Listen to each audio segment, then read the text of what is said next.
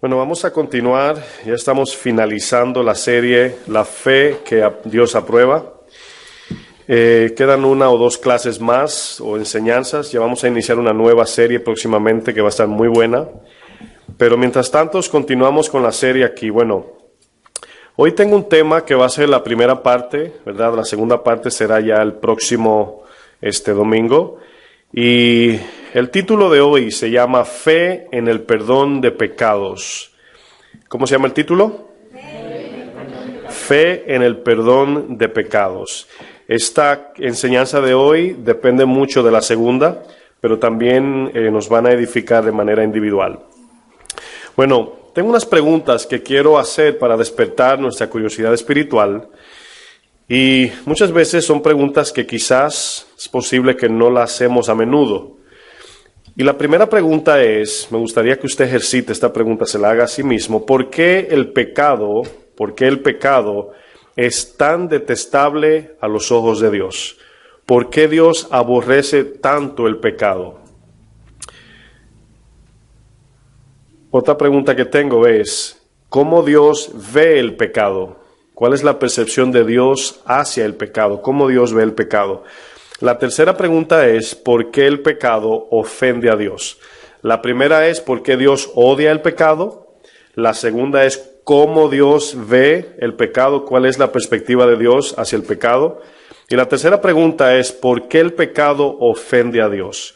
Ahora, cuando hacemos preguntas así tan simples, podemos, sin querer, adelantarnos a una respuesta muy simple, muy básica, muy obvia. Pero esas preguntas tienen un fundamento para lo que voy a traer como enseñanza de hoy.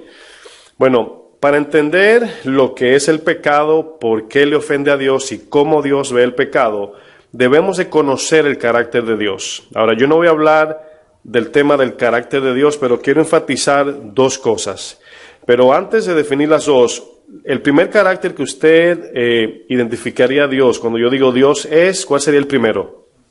Santo, ¿verdad? Y luego, Dios es amor, ¿verdad? Bueno, Dios es primero amor que todo. Eso es lo primero que Dios es. Todo lo que Dios da es por amor. Cuando Dios envía su misericordia es por amor. Nos alcanzó por amor. Ahora, cuando hablamos de santidad y justicia, estamos hablando de la definición del amor. ¿Cómo se caracteriza el amor de Dios? Por santidad y por justicia. Ahora, por eso es cuando alguien habla del amor en el mundo, dice yo te amo, ¿verdad? Y esa palabra en español se le diluye un poquito porque usted dice yo amo las pizzas, amo mi perro, amo mi casa, amo mi esposo, amo mis hijos. Y se usa esa palabra para todo, ¿verdad? Pero sabemos que el amor de Dios es totalmente diferente y muchas veces opuesto al amor que nosotros conocemos. Bueno, quiero que no se le olvide esto. El amor se compone por dos cosas cruciales y fundamentales. Intención y aplicación. Lo que usted hace con la intención que lo hace. Entonces, cuando vemos, por ejemplo, los 10 mandamientos, hemos estudiado esto de que están divididos en 4 y en 6. Ya hemos escuchado esto antes. Los primeros 4 representan la santidad de nuestra intención, la pureza de lo que hacemos. Los otros 6 son los hechos, lo que hacemos con el prójimo. Entonces los 6 son justicia, los primeros 4 son santidad. Entonces, fíjense cómo, entendiendo de este punto de vista, los mandamientos, porque muchas veces hay personas que no entienden qué tan malos somos todos. A veces no podemos a la magnitud real definir qué tan malo yo soy. Ahora, somos muy autojustos, o sea, en el momento que vemos algo malo en el mundo, nuestra justicia natural brinca y dice, ¿cómo es posible, verdad? Pero cuando nosotros tenemos pecados inicuos en nuestra mente, que decimos, wow, ¿cómo podría yo pensar algo tan sucio? ¿Cómo podría yo odiar a alguien? ¿Cómo podría yo pensar de tal persona con ese odio, con ese rencor, con ese deseo de disminuir su persona o su crédito? Entonces, nunca entenderemos a toda magnitud del pecado hasta que lleguemos allá. Pero, de manera progresiva, sí vamos conociendo qué tan malos somos a medida que vamos entrando en la santidad de su palabra. En otras palabras, podemos ver nuestra maldad reflejada en la santidad de Dios. Usted, no sé si se recuerda, hablábamos de contraste, y usted puede ver, por ejemplo, hay un anuncio de pasta dental Colgate, donde hay dos personas allí riéndose, ¿verdad? Y a una se le ven los dientes súper blancos. Y al comercial le llaman la prueba de la servilleta. Y se ven blancos los dientes hasta que le ponen una servilleta al lado de los dientes y se le ven amarillo luego. Entonces, a veces podemos estar viendo algo con cierta perspectiva hasta que viene un contraste que evidencia la diferencia. Bueno, los mandamientos fueron dados con esa idea. Si se acuerdan que estudiamos el joven rico, ¿verdad? Y el joven rico, dice el Señor allí en Mateo 19, que le citó los 6 últimos mandamientos, no los primeros 4. Cuando él confronta al joven rico, le dice, tú sabes los mandamientos, y comenzó desde honra a tu padre, no matarás, no adulterarás, etcétera, los últimos 6. Ahora, los últimos 6, cualquier ser humano los puede poner en práctica y puede ser aprobado por otro ser humano, pero por Dios no, porque Dios ve el corazón, no solamente el hecho. Entonces, lo que Cristo vino a hacer cuando nos dio vida fue a darnos la capacidad de que hagamos obras santas para Dios, pero por causa del pecado no podemos.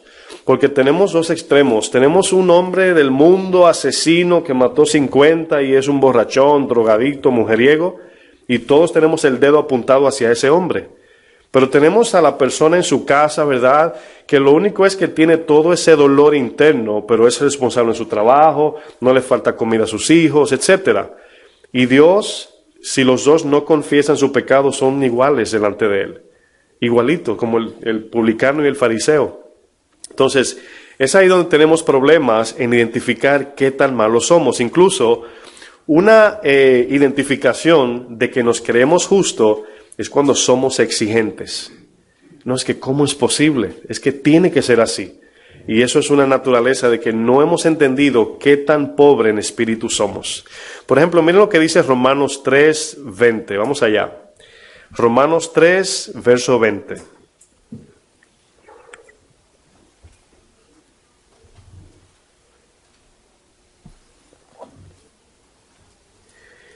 Romanos 3, capítulo 3, versículo 20. Fíjense aquí la razón por qué, una de las razones por qué Dios nos dio su ley.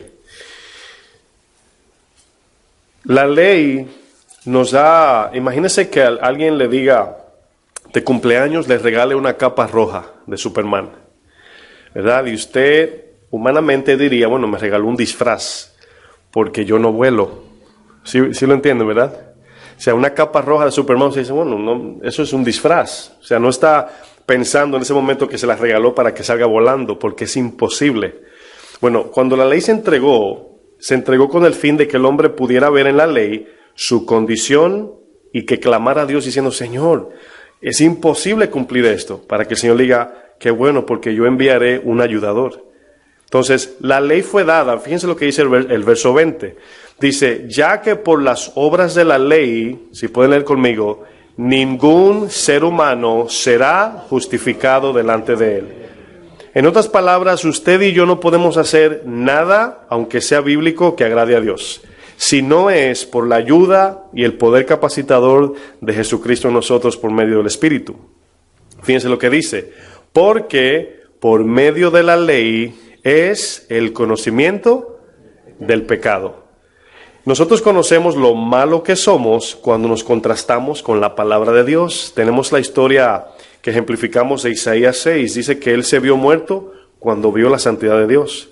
Ahora, ¿por qué Dios se enojó con la mayoría del Antiguo Testamento y muchos del Nuevo? Porque ellos trataron de cumplir la ley y privar y presumir de que lo estaban haciendo bien. Y cuando Dios vino, dijo, están muertos, rompieron toda la ley, ni una cumplieron. Santiago 2:10 dice claramente que el que rompe una es culpable de todas, porque la ley es perfecta. O sea, si usted se imagina la ley como un pedazo de galleta de chocolate, ¿verdad? Y usted le quita un pedacito, le falta ya a la galleta un pedazo. Fue un pedazo pequeño, pero le falta, ya no está perfecta. Entonces, el momento que se rompe una parte de la ley, ya se descompleta. Si usted quita una, imagínese que usted diga, no, yo cumplo todo, lo único es que soy codicioso. Por ejemplo, ¿verdad? Que es algo interno. Usted dice, pero eso no afecta a nadie. Imagínense, hermanos, codiciar lo ajeno es odiar a tu prójimo. Querer lo que el otro tiene es odiar a tu prójimo, porque tú quieres estar por encima de él. Ahora, ¿cuál es la diferencia? Que Dios ahora te da un corazón para que te agrade cuando a tu prójimo le va bien. Entonces, fíjense cómo romper una, rompe todas. Fíjense lo que dice Romanos, vamos a volver adelantarnos, al 7, capítulo 7. La ley de Dios, amados, funciona como si fuera un espejo. Y por eso es que es tan difícil a veces leer la Biblia, es una batalla espiritual, porque allí es donde encontramos, ¿verdad? Todas las revistas que venden libros son todos para ayuda. La Biblia es un libro de ayuda también. Pero cuando usted ve una revista, usted ve la portada, dice, ¿cómo ser prosperado en 2 meses? ¿Verdad? Y usted está en la línea del supermercado y usted la agarra allí, ¿verdad? Y comienza a relojear la revista, ¿verdad? Y todas las fotos que están allí son de supermodelos, ¿verdad? Sí saben, hay un programa que se llama Photoshop, que los diseñadores le hacen la forma a las personas perfectas, que no son así en la vida real. Pero nosotros pensamos que podemos verlo así. Y todo lo que ve en el mundo es con el fin de ayudarnos de manera terrenal. Pero la Biblia, hermanos, es un libro que nos habla la verdad, nos confronta, nos desnuda espiritualmente. Y fíjense lo que dice Pablo en el capítulo de Romanos 7, el verso 9, vamos a leer. Dice, y yo sin la ley vivía en un tiempo, pero venido el mandamiento, el pecado revivió y yo morí. Ahora, yo siempre utilizo este ejemplo de lo que está diciendo Pablo.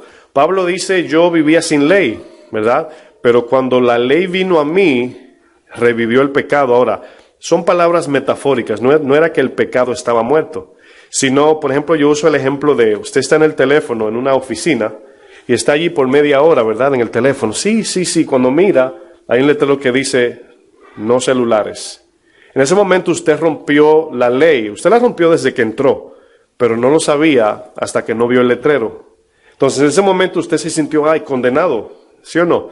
Y usted dice, te tengo que dejar que no se puede hablar por celular, y usted baja el teléfono. Esa es la idea del texto, de que si no hay ley, nadie sabe que está mal.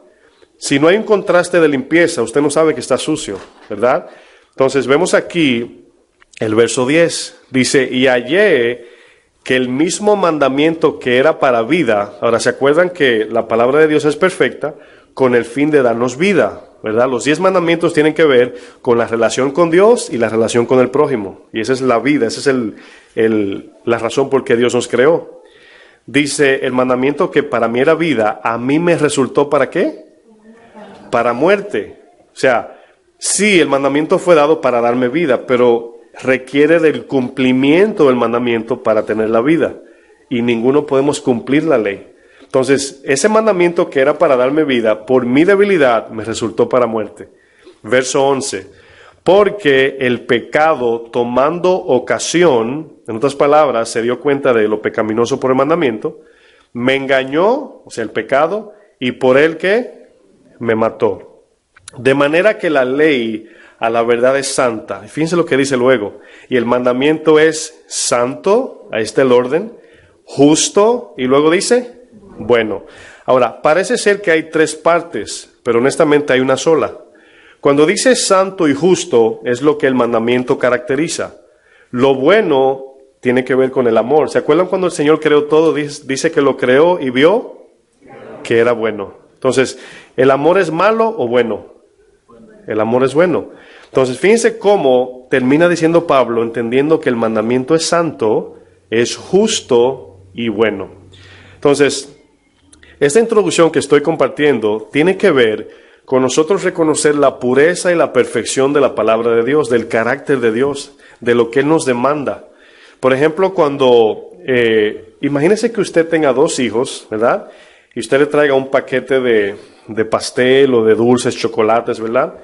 Ahora, imagínese que usted le dice, mira, son 15, ¿verdad? O son 16, vamos a suponer. Son 8 para ti y 8 para ti, ¿verdad? Bueno, eso es lo justo.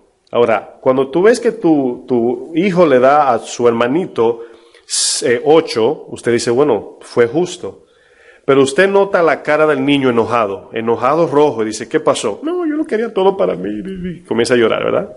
Ahora, lo que hizo fue justo, ¿sí o no? ¿Están conmigo? pero no fue santo. ¿Por qué? Porque se lo dio no queriendo. Se lo dio inconforme, exactamente. Entonces, fíjense cómo al aplicar la palabra debe llevar no solamente aplicación, sino buena intención. Y le voy a decir la otra parte. La buena intención, ¿dónde se origina? En Dios, en su palabra. Dios tiene que poner la intención del Espíritu para que de allí nazca la obra justa y santa. Ahora, cuando usted sabe que Dios es el que le pone el querer como el hacer, ahí está la santidad, y usted obedece, cuando lleguemos al cielo, que Dios te premie por las obras que tú hiciste, no sabría yo cuál sería la reacción, pero entenderíamos, Señor, todo lo que yo hice fue porque tú lo pusiste en mí. Es como el regalo del niño al padre, el día del padre, ¿verdad? Que siempre utilizo ese ejemplo. El niño tiene 2 años y dice, papá, feliz día del padre. El niño sabe que él no trabajó para ese cumpleaños, fue la mamá que se lo compró. Entonces, cuando usted ve a Dios, esto produce humildad porque sabemos que no somos nosotros. Aunque lo hacemos, lo único que hace es beneficiarnos a nosotros. ¿Están de acuerdo? Bueno, el pecado es totalmente contrario a Dios, totalmente, hermanos. Con lo único que Dios no tiene misericordia es con el pecado. Si usted y yo amamos el pecado, entonces su misericordia no se extiende a nuestra vida. No solamente ofende al prójimo, también ofende a Dios. De la manera que Dios nos juzga, hermanos, su ley está basada en nuestra ofensa hacia el prójimo. Todo tiene que ver con tratar con la ofensa hacia nuestro hermano. Ahora, por eso es amor. Dice que Dios es amor. El mundo dice, no, yo no voy al infierno. Dios es amor, Él perdonará mis pecados. Dice, el problema es que tú has ofendido su amor. Entonces, Dios es amor y Dios tiene que cuidar ese amor con la cobertura de santidad y la protección de la justicia. Y cuando tú rompes eso, estás en contra de su amor. Entonces, Dios no puede aplicar el amor si alguien rompe el amor. Es imposible. Ahora, para poder recibir su amor, tenemos que estar debajo del precio que Cristo pagó. De eso vamos a hablar más adelante. Fíjense lo que dice Salmo 5, verso 4. Salmo 5, verso 4.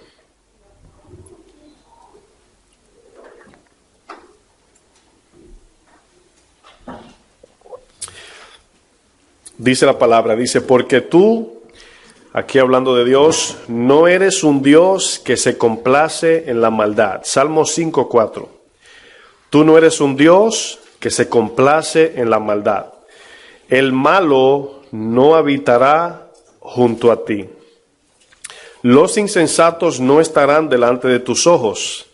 Aborreces a todos los que hacen iniquidad. Destruirás a los que hablan mentira. Al hombre sanguinario y engañador abominará Jehová. Hay 2 tipos de conceptos de mentirosos.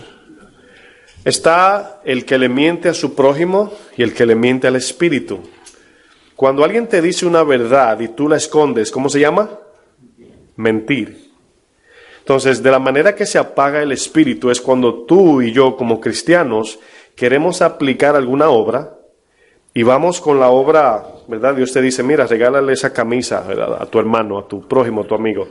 Entonces, ¿qué pasa? En el camino a ese regalo, a dárselo, el espíritu te dice, tienes mala intención, lo estás haciendo por vanagloria, lo estás haciendo mal, y tú sigues como que no es contigo. Eso es mentir.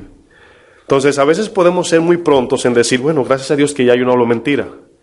Pero hay veces que el espíritu te confronta y tú lo niegas. Hay veces que alguien puede hacerte un comentario de la Biblia refiriéndose a ti y nosotros podemos esconder o suprimir eso que estamos haciendo mal. No siempre somos honestos, no siempre decimos, Señor, sí, yo sé cómo es como tú dices. Hay veces que tiene Dios que reprendernos y decir, Señor, perdóname, es verdad.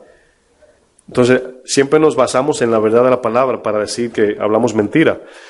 Bueno, entendiendo ahora el otro punto, que es la naturaleza del pecado, así como Juan 10:10 dice que el pecado, el Señor dice, el enemigo viene para matar, destruir y robar.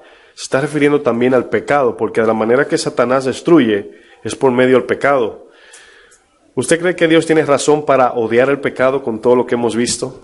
100%. O sea, no solamente odiarlo, sino aborrecerlo, detestarlo y que le cause náusea porque ofende su creación. El pecado ha sido el principal objetivo o el principal origen por qué el mundo está como está y el ser humano está como está. El problema consiste, hermanos, es que el pecado no solamente es destructivo, sino también es engañoso.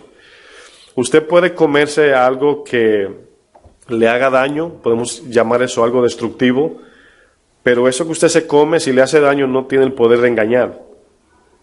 Pero el pecado sí. El pecado roba, mata y destruye, engaña a otros y engaña al engañador también. Fíjense qué tan malo es el pecado. O sea, no solamente usted, si peca, engaña a su prójimo, sino que usted está siendo engañado también. Es tan engañoso el pecado. Así pasó con Eva en el desierto, en el Edén, donde Eva creyó a las palabras de Satanás. Satanás le prometió algo que ella vio en su mente, una imaginación fantasiosa, de que ella iba a ser como Dios, y también Adán. Y lo que sucedió fue que creyó a Satanás, y el pecado no solamente la engañó, sino que la mató. El pecado, hermanos, es como un cáncer. Desafortunadamente, el mismo pecado trae muerte. O sea, el pecado es tan malo que ese pecado que nosotros a veces operamos en él es el mismo que nos engaña y es el mismo que nos destruye. Entonces, por eso es tan importante la iglesia tomar en serio lo que es el pecado. Bueno, el pecado funciona como el viento. Yo tengo este ejemplo para que pensemos. ¿Cuántos ven el viento? ¿Verdad? Nadie ve el viento. Pero sí vemos su daño cuando el viento es fuerte, ¿verdad que sí? Usted ve el daño que hace cuando viene un ciclón, una tormenta. Nadie dice, por ahí va el viento, ¿verdad? Guárdense. Sino que cuando vemos la basura correr por las calles y todas las paredes cayéndose, sabemos que es el viento. No lo vemos, pero vemos lo que hace, su efecto. El pecado es igual. Los psicólogos han tratado de suprimir el pecado, decir que son comportamientos por causa del aire y la comida y eso y lo otro. Y no se van al origen que es el pecado. Es el pecado el problema. Y Cristo vino a tratar con eso. Por eso fue a la cruz. El pecado, así como el viento, hermanos, solamente vemos su rastro. Las violaciones, las matanzas, los secuestros, ¿verdad? El sufrimiento que causa el pecado. Entonces nos damos cuenta que si usted siente dolor en su cuerpo, incomodidad, cansancio, necesidad, hambre, falta de un abrazo, de un compañero, falta de gente honesta, es por causa del pecado. Y eso nos da a entender de que el pecado, hermanos, es algo que Dios aborrece. ¿Usted cree que nosotros también deberíamos aborrecer el pecado? ¿Sí o no? Claro que sí. Miren, entendiéndolo de esta manera, el pecado se establece de esta manera. El pecado establece su gobierno, su sistema de defensa y su sistema de alimento. El pecado solamente. El pecado te gobierna, el pecado se defiende porque cuando alguien te confronta, te defiendes y piensas que te estás defendiendo tú y te está engañando el pecado en ese momento porque estás defendiendo el pecado y te está destruyendo. Es lo mismo que una droga. El pecado también se alimenta del pecador. El pecado produce ceguera espiritual, el pecado endurece el corazón y el pecado esclaviza al pecador. Es difícil, hermanos, una enfermedad, si le queremos llamar enfermedad, que no hay manera de curarla, por eso Cristo fue el único que pudo tratar con eso. Nos da ceguera espiritual. Imagínese que usted, ¿cuántos han discutido con personas que nos ha pasado a nosotros, donde estamos tan encerrados en una idea que nadie lo convence que usted está mal? ¿Verdad? ¿O es a mí solo que le pasa eso? Eso es pecado, hermanos. Nos endurecemos tanto que el orgullo nos mata. Pero el pecado también esclaviza. El pecado ha hecho de muchos hombres. Hablaba anoche con un hermanito de otro país y me decía que estaban montando un aire en una iglesia y que luego comenzó un servicio y comenzaron a predicar allí. Dice él que el que predicaba, él decía que todos nosotros tenemos a Satanás debajo de nuestros pies. Decía el predicador. Y digo yo, pensando en esto, decía yo, wow, ¿verdad? Qué mentiroso es Satanás, porque ellos no se están dando cuenta que esa misma idea es planteada por Satanás. O sea, Satanás también te dice que tú lo tienes a él debajo. Y eso es una evidencia de la esclavitud de pecado. Increíble, hermano. O sea, piensen por un segundo. Yo pienso que vencí a Satanás, pero es la misma mentira de él que me está haciendo creer eso. Sabemos todos que el fruto es una evidencia de victoria sobre el pecado. Y cuando no llevamos fruto es una evidencia de que el pecado está dominando nuestra vida. El pecado se esconde detrás de la Biblia, dentro de la iglesia y detrás de las buenas obras. Se esconde el pecado. Ahora, es algo, hermanos, que si no tenemos el espíritu o discernimiento espiritual, no nos damos cuenta a veces ni cuando pecamos. Y desafortunadamente, la gente está yendo a la iglesia porque piensa que su mayor necesidad es un trabajo, sanidad física o dinero, ¿verdad? Pero nuestro problema inicial, hermanos, lo vemos a través de la Biblia, no es las necesidades de esta tierra. Como Gamaliel compartía, en Mateo 6 dice que busquemos primeramente el reino de Dios y su justicia. ¿Por qué buscamos justicia en Dios? Porque no la tenemos. Y dice que todo lo demás luego será añadido. Proverbios 28:13, no tienen que buscarlo. Fíjense lo que dice. El que encubre sus pecados no prosperará. El que encubre sus pecados no prosperará. A veces piensa el pecador que cuando esconde un pecado está engañando a otro. Y el texto dice claramente que el que encubre sus pecados no prospera. Y cuando alguien te predica el mensaje del Evangelio, te está amando para que prosperes. Porque el pecado que está en tu vida no te va a permitir prosperar. Esa es la idea del texto. Otro engaño que el pecado hace, hermanos, y es uno de los más peligrosos, es que nos da a entender el pecado o nos engaña de esta forma, haciéndonos creer que pecar es normal, porque todos pecan. Esa es otra mentira del pecado, de que todos pecamos. Bueno, alguien a veces ofende y dice, bueno, ¿quién no se equivoca, verdad? ¿Quién no falla? ¿Cuántos fallan aquí? A veces, ¿verdad? Todos fallamos. Pero el problema del pecado allí es que nos hace entender como que pecar es algo natural. Incluso pensando en el proceso cristiano, decimos, bueno, estamos en proceso, ¿verdad? Se puede pecar todavía. Y muchos pastores dicen, no, es que tenemos que pecar menos, pero la Biblia nos dice no pecar. Porque usted dice pecar menos, usted en cantidad dice, bueno, antes era 75 al día, ya voy por 71. Entonces es una manera de acomodarnos, pero la idea que debemos tener es no pecar. Y si pecamos, dice la Biblia, abogado tenemos. Y si pecamos. Ahora, quiero que me acompañen en el libro de Números, capítulo 21. Desafortunadamente, el cristiano, el creyente de hoy, tiene en poco el pecado. Y es lo que destruye no solamente su vida, sino su familia. Y luego al final de su muerte, lo envía a la eterna perdición. Números, el libro de Números, capítulo 21. Vamos a iniciar en el verso 5. Muchos de nosotros nos damos cuenta de que estamos pecando, no todos, cuando viene una consecuencia. Muchos no nos damos cuenta que estamos ofendiendo a Dios. Fue lo que le pasó al pueblo de Dios en el desierto. Fíjense lo que dice el verso 5. Allí vamos a ver un pecado que parece muy sencillo, pero para Dios no lo es. Dice, y habló el pueblo, y ahí está la palabra que dice, contra Dios y contra Moisés. Dios fue de donde nació o donde vino la iniciativa de salvarlos de la esclavitud. Número 1. Número 2, Moisés fue el intermediario o la herramienta que Dios usó para sacarlos de allí. Y ellos se están quejando con sus salvadores, por así decir. Dice, ¿por qué nos hiciste? Aquí le están reclamando a Dios. ¿Por qué nos hiciste subir de Egipto para que muramos en este desierto? Ahora bien, pensando en Dios, siendo el pueblo de Dios, reconociendo el testimonio de quién Dios es, en sus mentes ellos se le olvidaron que Dios los libertó y no los va a libertar para traerlo a morir al desierto. Lo que pasa es que cuando el pecado nos enreda como el pulpo, no podemos pensar de manera sobria. Y hablamos barbaridades como esta. O sea, estaban en contra de aquel que lo libertó. Ahora, fíjense en esto.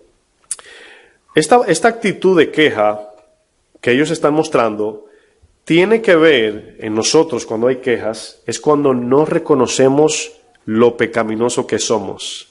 Si usted y yo viviéramos reconociendo lo que dijo Jesús, bienaventurados los pobres de espíritu, ¿verdad? Si reconocemos eso en cada momento, cuando algo malo nos sucede, nunca habrá queja, porque diríamos, es lo menos que merezco. Es lo menos que merecemos. ¿Usted está de acuerdo conmigo o estoy exagerando? Es lo menos que merecemos porque ofendimos a un Dios santo y justo.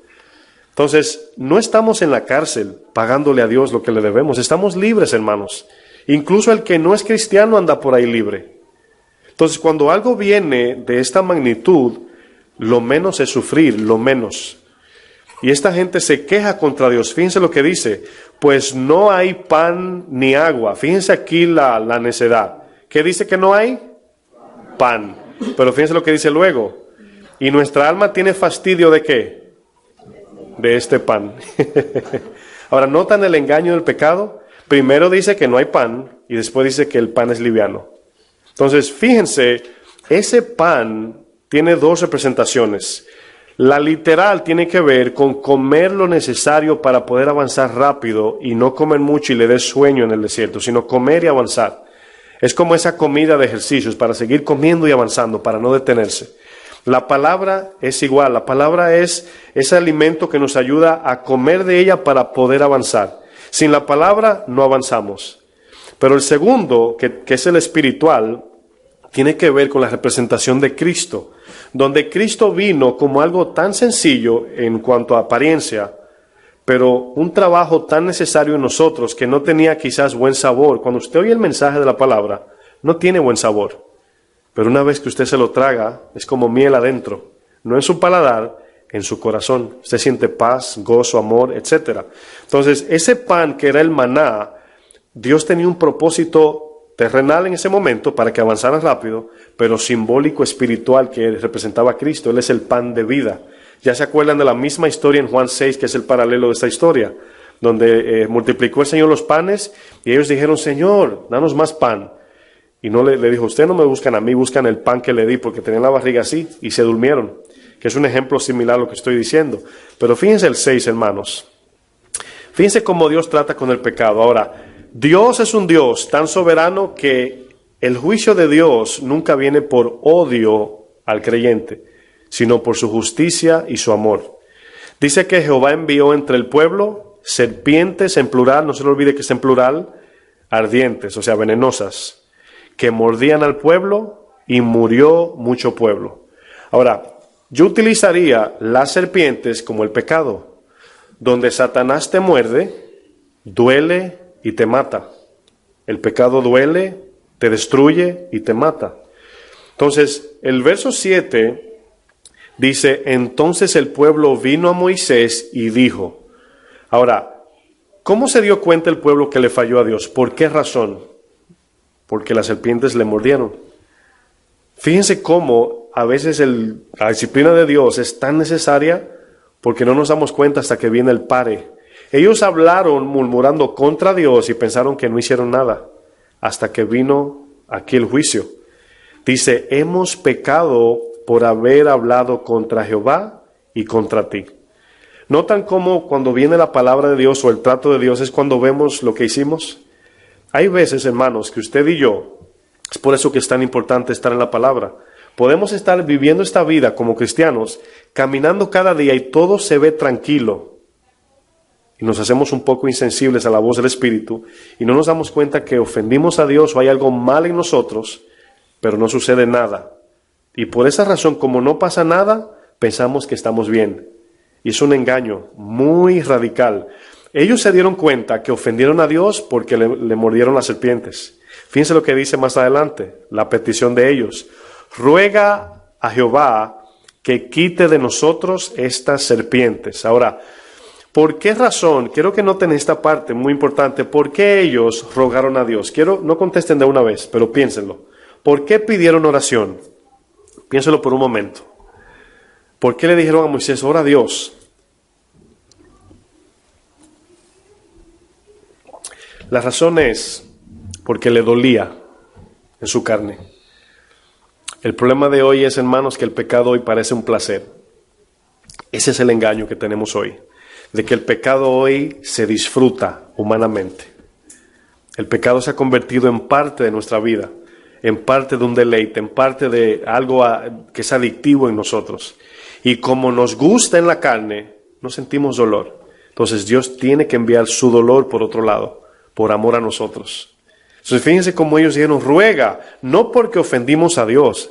No dijeron eso, sino para que quite de nosotros la serpiente. ¿Se acuerdan cuando el Señor hablaba con Satanás en el libro de Job? Que le dice, en el capítulo 2, le dice, ¿te has fijado en mi siervo Job? Y le dice Satanás, toca su carne, porque todo hombre cuando toque su carne, dice que no dará su vida por su carne. Esa es la palabra que se utiliza allí. O sea, nosotros siempre vamos a regir por salvarnos, buscar el bienestar de nosotros. Cuando somos atacados, aquí ellos pidieron oración por el dolor que implicó la serpiente. Verso 8 dice, y Jehová dijo a Moisés, hazte una serpiente ardiente y ponla sobre una asta, y cualquiera que fuere mordido y mirare a ella, vivirá. En Juan 3 es donde el Señor cita nuevamente esto, cuando le dice, ¿te acuerdas de la serpiente de bronce que el pueblo levantó? Dice que la idea era que esa serpiente de bronce fue atravesada por un asta y simboliza cuando Cristo, que lo vemos en Colosenses, venció la serpiente en la cruz. Y una vez esa cruz venció allí la serpiente, usted y yo ya no somos esclavos del pecado. En otras palabras, una vez ellos miraban por fe, las serpientes se iban. Cuando miramos la cruz por fe, perdón de pecados, y somos libres del pecado. ¿Sí lo pueden entender? Fíjense lo que dice el verso más adelante. Dice, verso 9, y Moisés hizo una serpiente de bronce y la puso sobre una asta, y cuando alguna serpiente mordía a alguno, miraba la serpiente de bronce y vivía. Pero notan en el mismo texto que hemos leído de que no todos fueron solamente heridos, sino que muchos murieron. ¿A cuántos en esta vida que usted conoce lo ha matado el pecado? Si fuera que estaba borracho y manejando y tuvo un accidente y murió, si fue que lo mataron en ganga, si fue que le pasó algo por causa del pecado, quizás no murió de manera trágica, pero se murió sin Cristo, el pecado lo mató. Pero aquí dice que cuando miramos el sacrificio de Jesús por fe, nuestros pecados son limpiados. Ahora, no siempre usted y yo relacionamos el bienestar con la santidad. No siempre lo hacemos, pero la santidad es lo que trae nuestra felicidad, porque la santidad es lo que nos une a Dios, y de Dios viene la paz, el gozo, el amor, todo lo bueno para nosotros como seres humanos. Pero nunca relacionamos la santidad con la felicidad. A veces pensamos que la felicidad está en el pecado, en las cosas de este mundo. Bueno, el pecado es como el que fuma, mis hermanos. Mientras disfruta de su cigarrillo, el mismo humo le va matando lentamente, de modo que se oscurece sus pulmones, pero el problema es que nadie puede ver sus pulmones, y sigue fumando, y no se da cuenta de que sus pulmones están negros, hasta que viene una radiografía. La Biblia es la radiografía a nuestro corazón, y es ella la que determina si estamos bien o si estamos mal.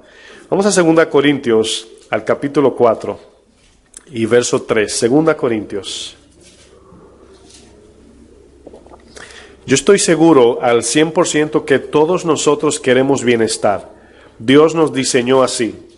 Dios quiere que estemos bien también, pero mientras haya pecado en nuestras vidas, las cosas no están bien. El hombre caído no sabe que su necesidad es causada por el mismo pecado, el cual el mismo pecado le hace creer de que necesita pecar más para salir de su necesidad. La necesidad viene por el pecado. 2 Corintios 4, verso 3. Fíjense lo que dice el texto.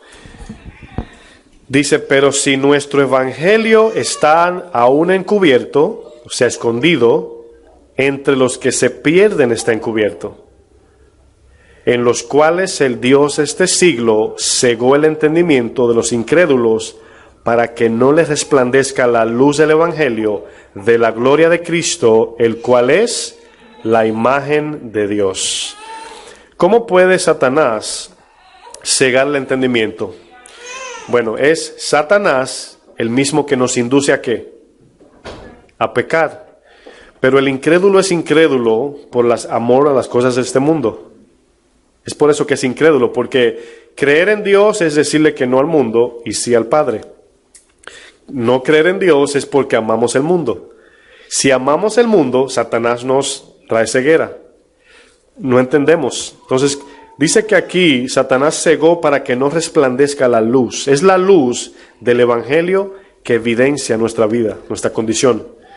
Cuando nosotros evangelizamos, nosotros como casa de oración, por lo menos en esta iglesia, mi convicción de evangelizar es culpa, condición, solución. Ese es el orden de evangelismo. La culpa es como se encuentra delante de Dios. Su condición es como nos encontramos sin poder agradarlo y pagar la deuda. Tercera es solución. la cruz, Cristo.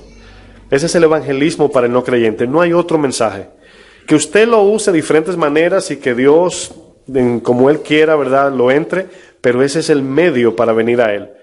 Porque así como leímos en Números, cuando miramos la cruz es cuando creemos en Cristo, de que en ese sacrificio tenemos el perdón de pecados. Pero no solamente perdón de pecados, sino también libertad del pecado. Y un día estaremos ausentes del pecado en la presencia de Dios. ¿Cuántos quieren ver ese día? Yo también.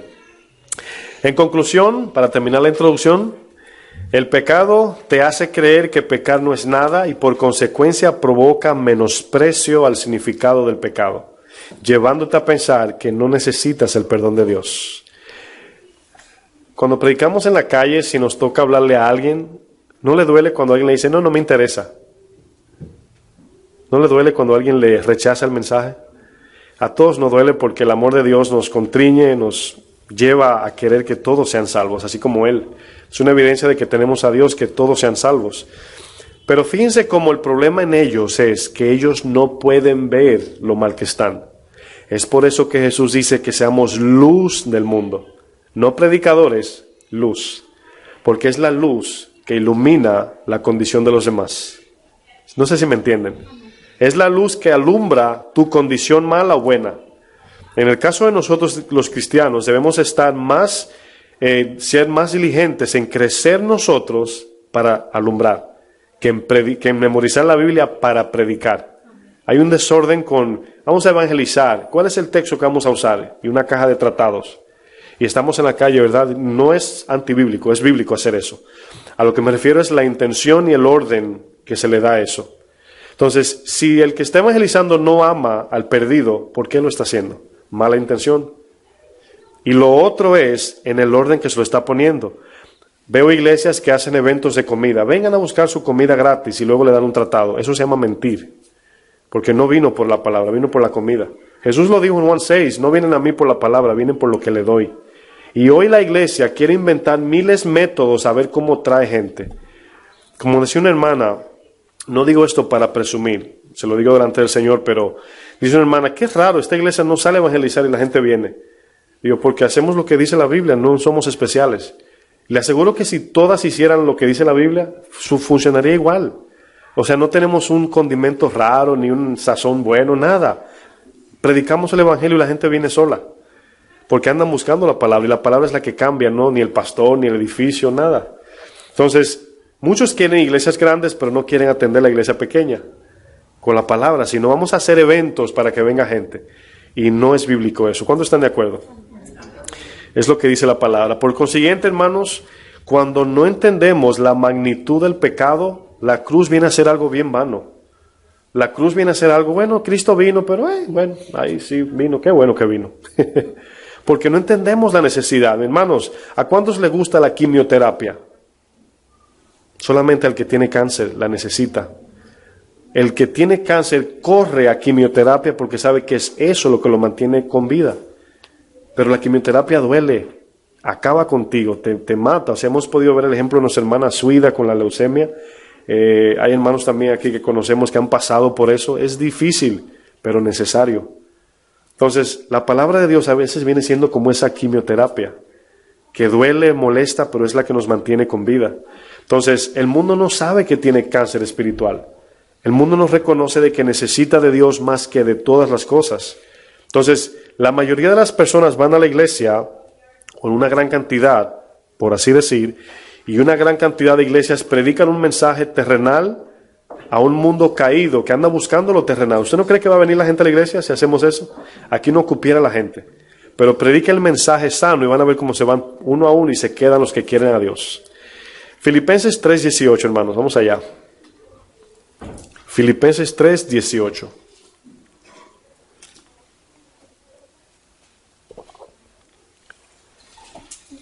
Ese texto recobra un poco más de vida conforme al contexto que venimos hablando.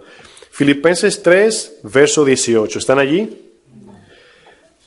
Dice el texto, porque por ahí andan muchos, no todos, muchos, de los cuales os dije muchas veces y aún ahora lo digo llorando. Ahora, ¿qué está mostrando Pablo aquí? Un dolor. ¿Por qué razón? Porque esos muchos que él está hablando aquí son aquellos que menosprecian la cruz, aquellos que no entienden su condición. Como le decía anteriormente, nadie compraría individualmente una caja de quimioterapia de lujo. Ay, vamos a comprar eso por si acaso, nadie. Pero nuestra condición de cáncer es la que nos lleva a correr y recibir la quimioterapia. Ese es el ejemplo aquí. Fíjense lo que dice más adelante. Aún lo digo llorando, que son, ¿qué dice? Enemigos de la cruz. Nuestro concepto de enemigos es que alguien te hizo algo malo y no le hablas. Pero enemigos de algo es no amarlo. Así Dios lo ve. Todo el que quiere hacerse amigo o amistad con el mundo se constituye enemigo de Dios. Querer, solamente querer el mundo, ya estamos adulterando con Dios. Véanlo así. En el momento que yo quiero otra mujer que no es mi esposa, sin hacer nada, ¿qué estoy haciendo? Adulterando ya. Porque mi corazón se está inclinando a otra cosa. Yo puedo estar con mi esposa abrazada y puedo reflejar ese querer a otra mujer y la ofende. Dice, no me quieres a mí. O sea, ya hay adulterio, yo no me he movido de allí. Entonces, fíjense cómo Dios cataloga la enemistad de la cruz. Cuando no amamos el sacrificio de Jesús, porque no reconocemos la necesidad del pecado o la necesidad de sanidad del pecado. Fíjense lo que dice, que son enemigos de la cruz de Cristo, el fin de los cuales será perdición, cuyo Dios, ¿quién es?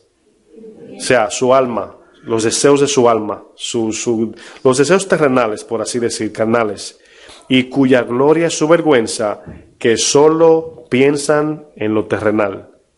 Todo el que se le acercó a Jesús, hermanos, cuando Jesús en los evangelios, lean los evangelios con estos lentes.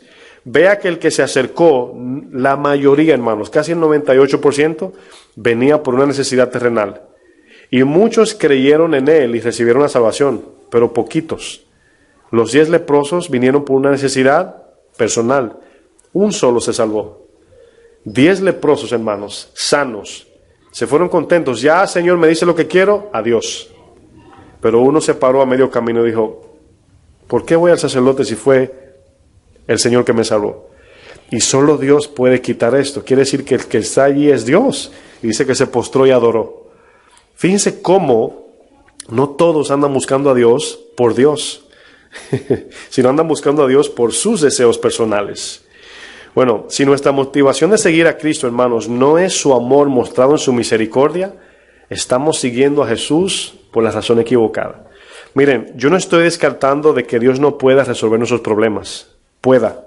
Yo no estoy diciendo que no le pidamos a Él trabajo, dinero, salud. Eso está incluido allí. Somos sus hijos, como bien Gamaliel lo decía. Somos sus hijos.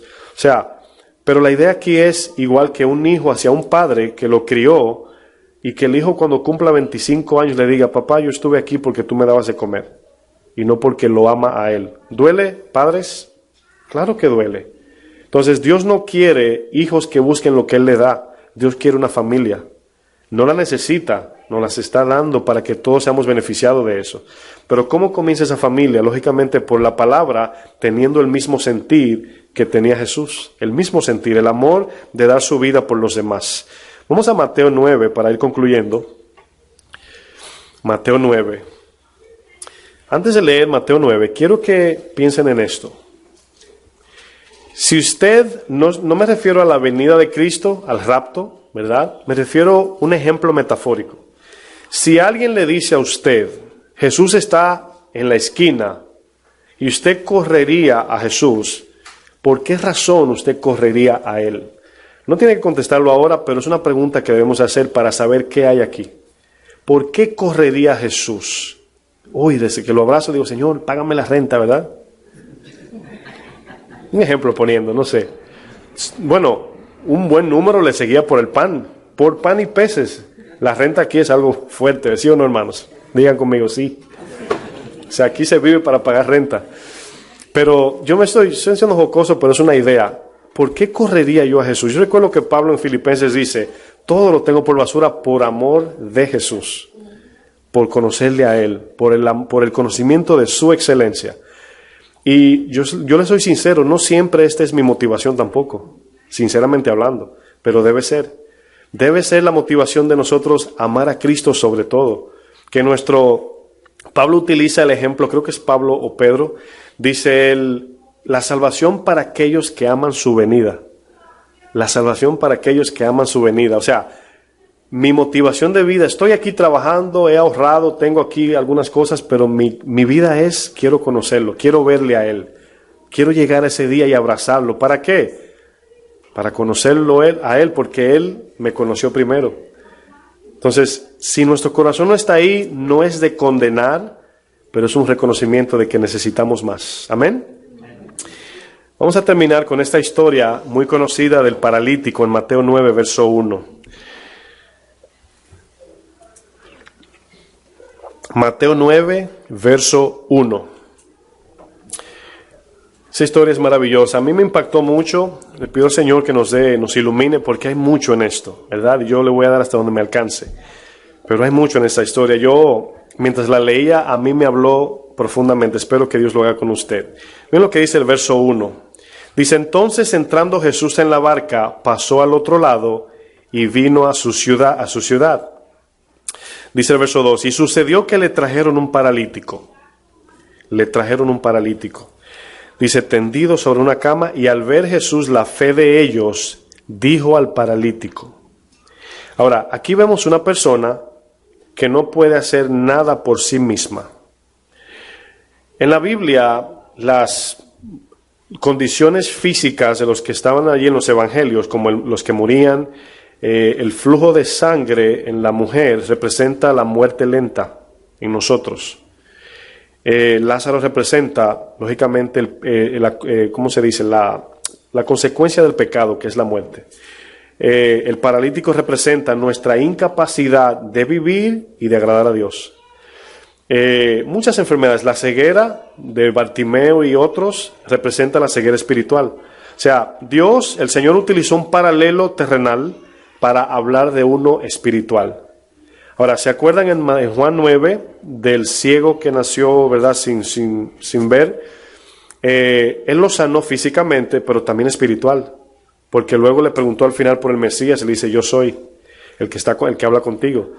Los fariseos dijeron, ¿qué quieres decir, que somos ciegos? Y él le dijo, no, porque decís ves, su pecado permanece. Entonces, fíjense cómo el Señor contrastaba, porque es como siempre he dicho, la Biblia es un libro físico, pero la Biblia, o sea, este libro es físico, se tiene que sentirlo para poder leerlo, pero el contenido que está dentro, cuando usted y yo creemos en lo que dice, es espiritual. Pero el libro es físico, cualquiera lo puede comprar, un ateo, un creyente, un no creyente. Pero cuando usted abre esta escritura y usted cree en lo que dice y la pone en su corazón y la practica, es espiritual.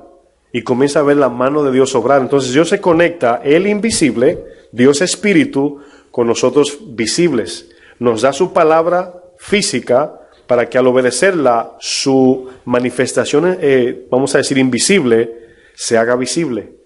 Usted y yo creemos en la palabra y luego vemos al Dios visible en las obras. Por ejemplo, en la Biblia se utiliza el término, por ejemplo, Rahab. Dice, nuestros corazones desfallecieron porque hemos oído de tu Dios. Otros dicen, porque hemos visto lo que Dios ha hecho. Ahora, cuando vemos, ahí aceptamos la fe, decimos, es cierto lo que Dios dice. Entonces, aquí vemos un paralítico, pero yo me reía no con risa de burla, sino como, wow, qué grande es Dios. Porque cuando traen al paralítico, yo quiero que usted se ponga en los zapatos de los que estaban allí. Y usted diría, como dicen los puertorriqueños, bendito. Al paralítico, ¿verdad? Dice, ay, qué pena. ¿Sí o no? Alguien que está así, que solamente puede mover la cabeza. Mi suegra cuidaba a un joven que le dieron un disparo en la espalda y solamente movía la cara, ¿verdad? Y ella conoce más que yo lo que es eso. Ella tiene que bañarlo, darle la comida, cargarlo, subirlo, todo. O sea, usted está muerto en vida. Bueno, los que estaban allí miran al paralítico y lo ven con pena, me imagino. Dice, bueno, esa no es mi condición. Pero tenían una peor tenían. Porque un paralítico creyente, aunque Dios no lo sanara, su parálisis se iba a acabar el día que muriera. Pero uno que tiene su cuerpo bien funcional, sin Cristo muere y será un paralítico eternamente. Y todos miraron al paralítico y miraban el milagro solamente externo. Fíjense lo que dice el verso 3. Dice el 2. Y sucedió que le trajeron al paralítico, tendido sobre una cama, y al ver Jesús la fe de ellos, ¿cómo vio Jesús la fe si es invisible?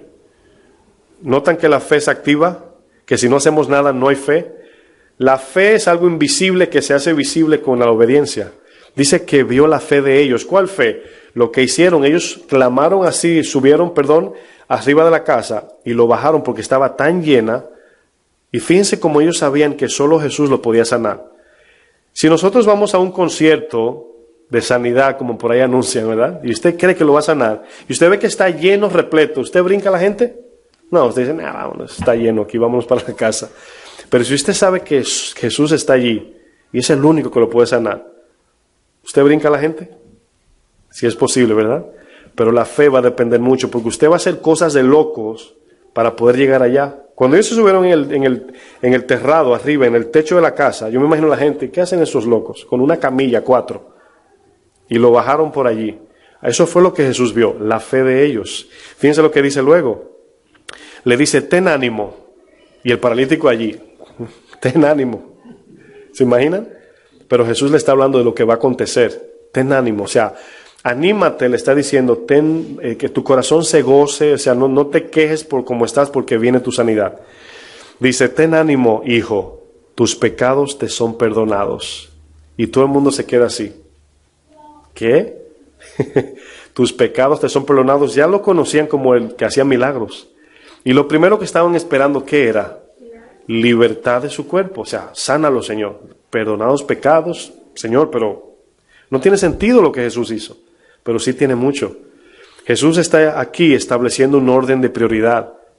Cuando usted llega al hospital de emergencia, imagínese que usted se hizo una herida de 150 puntos y tiene gripe.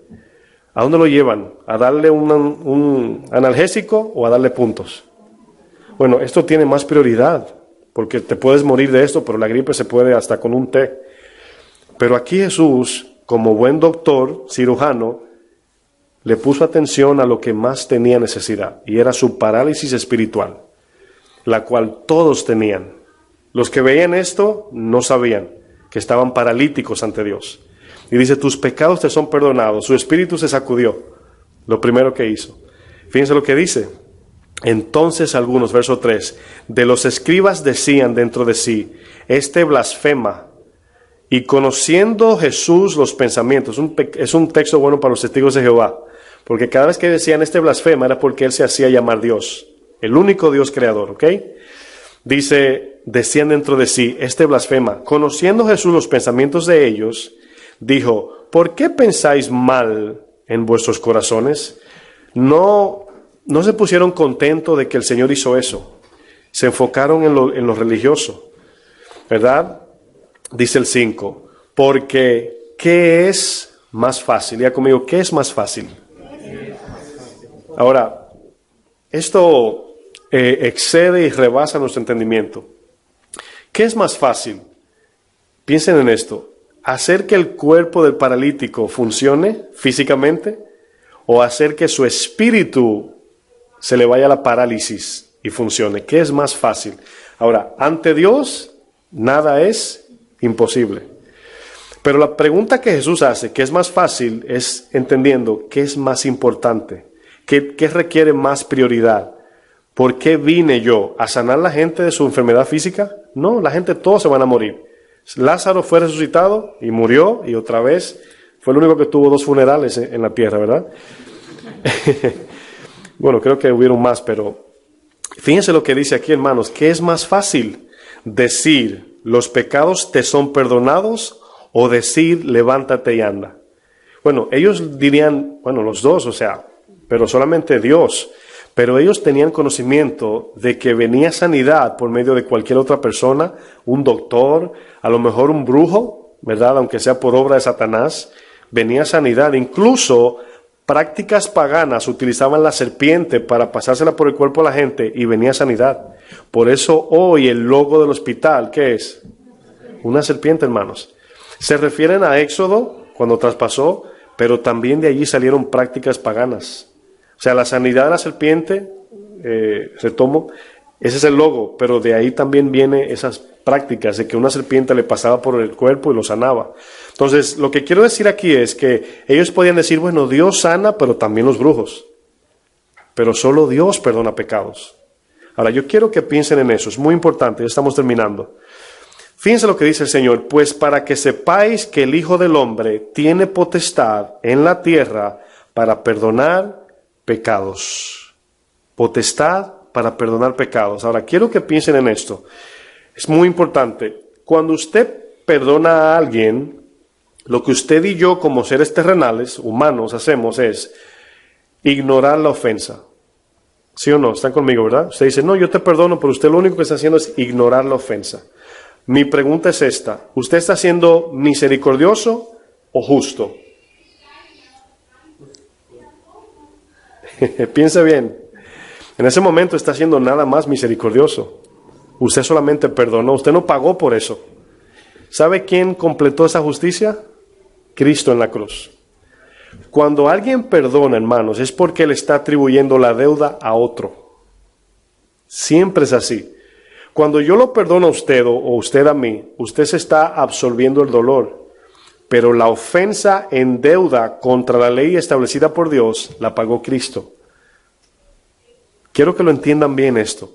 Cuando usted perdona, usted está atribuyéndole el valor a Cristo de ese pago. Yo te perdono porque Cristo pagó. Esa es la idea. Pero cuando Dios nos perdona, es porque Él puso la culpa encima de Cristo. No sé si me estoy dando a entender. Perdonar es absorber la deuda. El rey, el siervo y el consiervo.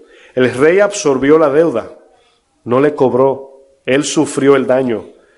Pero ¿qué sucede? Que la intención de la misericordia dada del rey justo y misericordioso era que también el siervo hiciera lo mismo. Porque, ¿cómo se demostró el rey? ¿Ambicioso o misericordioso? Por eso el texto dice, tuve misericordia contigo y no pudiste tú también hacer lo mismo. Entonces, cada vez que se perdona a alguien, alguien está recibiendo la culpa. ¿Sabe a quién se le atribuye? A Cristo. Por eso es que dice, yo tengo autoridad, potestad, poder para perdonar. Hebreos dice que Jesús absorbió la muerte. ¿Sí lo entienden? Entonces, cuando usted dice, no, yo te perdono, no se borró eso, porque incluso se le queda en su mente. Usted perdona, pero no olvida. Y cada día, por fe, ponemos en el suelo esa deuda. Decimos, no, yo lo perdoné, pero me acuerdo de lo que me hizo. Sí, pero lo perdoné. Y el lunes me acuerdo otra vez y vuelvo y lo perdono. Y el martes me acuerdo y vuelvo y lo perdono. Llega un momento que ya lo olvidas, porque cuando alguien te ofende, le ves aquí la culpa. Pero cuando te hacen un favor, se te olvida. Porque somos así. Entonces, quiero que se vayan con este pensamiento. Cada vez que decimos te perdono, es porque confiamos en el sacrificio de Jesús. Alguien pagó por eso que te ofendieron, porque tú también ofendes.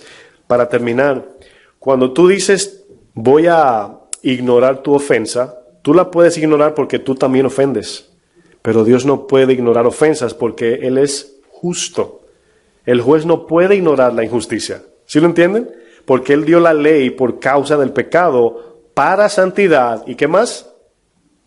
Y justicia. Entonces, cuando alguien falta o peca, está pecando contra la ley. ¿Se acuerdan del hijo pródigo? Padre, he pecado ¿contra quién? Contra el cielo. ¿Por qué? Porque el establecimiento gubernamental del cielo es la ley de Dios. Pequé contra tu establecimiento de gobierno. Rompí la ley, aquella que quebranta el amor, la que te ofende a ti, Dios, rompí yo. Pero Dios no puede tener misericordia sin justicia. Piénselo así, hermanos, para no quedarnos un poquito confundidos. Cuando alguien va a la corte delante del juez, este ejemplo lo hemos usado, ¿cómo puede un juez terrenal aplicar misericordia y justicia sin que la persona vaya a la cárcel? Es imposible, porque si aplica misericordia tiene que dejarlo ir, pero está rompiendo la ley, porque dejó por inocente ¿a quién? Al culpable, y lo dice la palabra, no tendré al culpable por inocente, porque no sería justo Dios. Entonces el punto aquí es que la ofensa alguien la tiene que pagar. Y le voy a decir algo, el Señor absorbió ese dolor. Él cargó con nuestra culpa. ¿Notan que el pecado es algo mucho más de lo que a veces creemos? No, yo hablo mentira, pero no siempre. Si entendiéramos el pago del pecado, hermanos, es la separación de Dios eternamente. Por eso Jesús de lo único que se quejó fue de: Padre, ¿por qué me has desamparado? Porque fue en el momento que el Señor se desconectó del cuerpo de Cristo para que muriera. Pero el Espíritu que moraba en Él explotó y volvió al tercer día y resucitó. Cuando Cristo vive, dice que nuestra justicia es imputada en nosotros. Por eso es que la justicia la aplicamos con misericordia, porque así fue aplicada a nosotros. Este paralítico, hermanos, recibió la mejor sanidad de su vida. Porque si Dios lo hubiese sanado, físicamente nada más, se hubiese ido al infierno. Sino que le quitó primero la parálisis espiritual y la segunda fue la física. Si él se hubiese ido paralítico a su casa, muchos se hubieran quedado, no pasó nada, pero tuvo que hacerlo así para que vean el poder en las manos de Cristo. ¿Amén? Amén. Póngase de pie, por favor.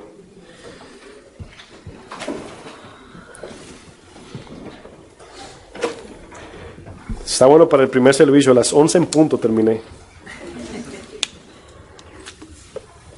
Bueno, hermanos, vamos a dar gracias al Señor por su palabra. Señor, gracias por el entendimiento de tu palabra, Padre. Te pedimos que esto se quede grabado en lo más profundo de nuestro ser, Señor. Hemos entendido en esta primera parte del fe en el perdón de pecados de que si no entendemos la magnitud, el peligro, el daño y lo malo que es el pecado, tu perdón no tendrá tanto valor o entendimiento. Pero cuando entendemos lo malo, Señor, que es el pecado y lo malo que somos por causa del pecado, entendemos que tu sacrificio fue grande en la cruz. Muchos utilizan tu cruz como amuleto, muchos miran la cruz como un recuerdo religioso, cultural, pero sabemos que es más que eso, Señor. Sabemos que allí recibimos la vida del Espíritu, la cual Efesios 2 dice que estamos muertos en delito y en pecado, estamos paralíticos espirituales. Señor, te damos gracias por esta palabra, en el nombre de Jesús. Que el Señor les bendiga, hermanos.